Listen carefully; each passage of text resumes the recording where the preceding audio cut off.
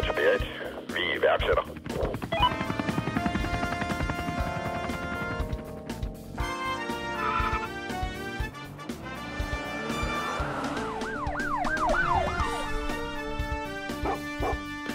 Det er BJ her, det er modtaget. Skift.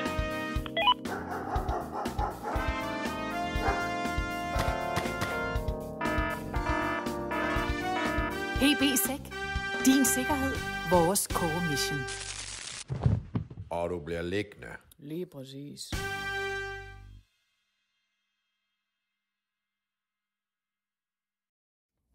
Ja, jeg er kraftig med. Beat til Beat. BJ her, kom ind. Jeg lukker ned nu, og så returnerer jeg. Modtaget.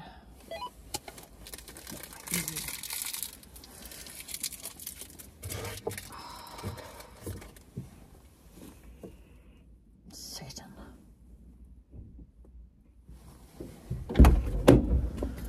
Satan, du.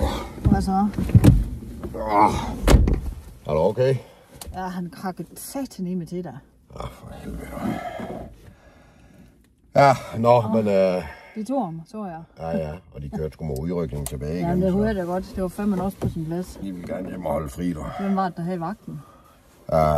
Det var Martin og Omar. Nå, de er fandme nogle gode gutter. Ja. Og de så du, de kom jo i den nye hundevogn. Ja, så var det godt, det er kraftigt med lækker mand.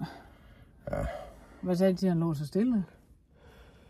Jamen, de spurgte jo hvorfor, så sagde jeg, at med et lille glimt i øjet, så sagde jeg, at han var godt i støt, og de vidste jo godt, det var taseren jo, men... Ja, men jeg synes også, de skal være glade for, at vi lige fik tumlet ham, inden de kom. Nej, jamen, jeg tror sgu, når det er også, så det er jo nærmest kolleger, så... Ja, det er det. Nå, men hvis du er okay, er det så ikke ved at være Jo, men er man Per? Ja. Stormhal, det er jo anden søndag, jeg er i vent i dag, faktisk. Ja, jamen, glædelig anden søndag, jeg er i vent der. Ja, lige måde, men vi skal jo lige have et spørgsmål. Ved du hvad, det er jo ikke alle, der forstår en besked. Så det der med at sende en video, det er jo røgen hen over hovedet på en hel del. Ja. Der er specielt, der kom en mail nemlig med nogle spørgsmål i, og jeg er nødt til at starte med at sige, vedkommende, som har sendt den, har sendt fulde navn, fulde adresse, fulde telefonnummer. Ja, det er sgu meget. Så derfor så læser jeg altså bare det andet op, ikke også? Men altså, hun hedder Maja Bøgeskov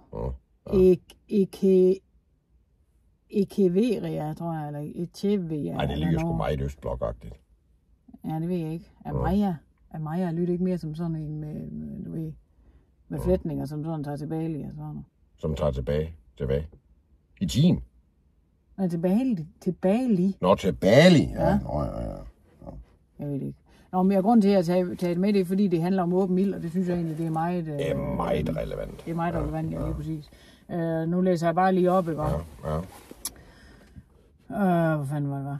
Hvilken brandalarm er bedst, og hvordan undgår jeg, at de ligger uden batterier, fordi jeg tager dem ud, når de hyler uden grund midt om natten? Ja. For det første er jeg nødt til at sige, der er ikke noget, der hyler uden grund, jo. Nej. Vi hyler, fordi de skal have nye batterier. Ja. Så det er sådan set fint nok, du tager batterierne ud, men så skal du sætte nogle andre i, jo. Ja. Hvilket mærke foretrækker du af de der? Jamen, jeg er sgu meget glad for, for Oxycons.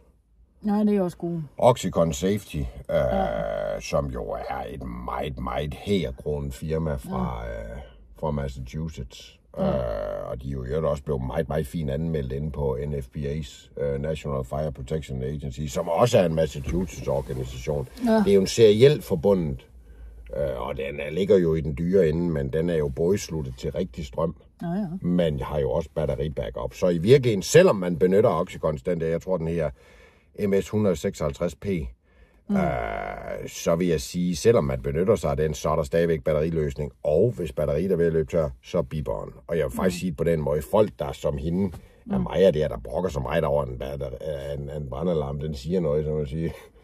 Grunden til, at den siger noget, det er sådan set fordi den prøver at redde dig fra den visse dø.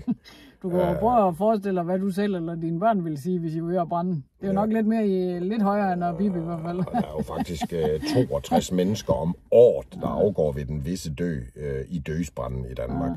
Så det er jo ikke for skæg, og derfor er det også et meget relevant spørgsmål herop til jul i forbindelse med, fordi vi kan jo på ingen måde anbefale, hverken Berit eller jeg, Joya, anbefale åben ild på matriklen, men vi ved jo også godt, det sker, ligesom folk også benytter sig af alkohol, selvom alkohol og jul i det hele taget, det er jo helvøst foregår. Nu ved jeg godt, nu begynder jeg bare at snakke om det, fordi adrenalin, den pumper stadigvæk. Men jeg synes faktisk stadigvæk, du lyder sådan lidt stoppet. Ja, men det er fordi, jeg skulle ikke få indstillet. Jeg har jo fået et nyt, hvad hedder det, luftkonveksanlæg derhjemme.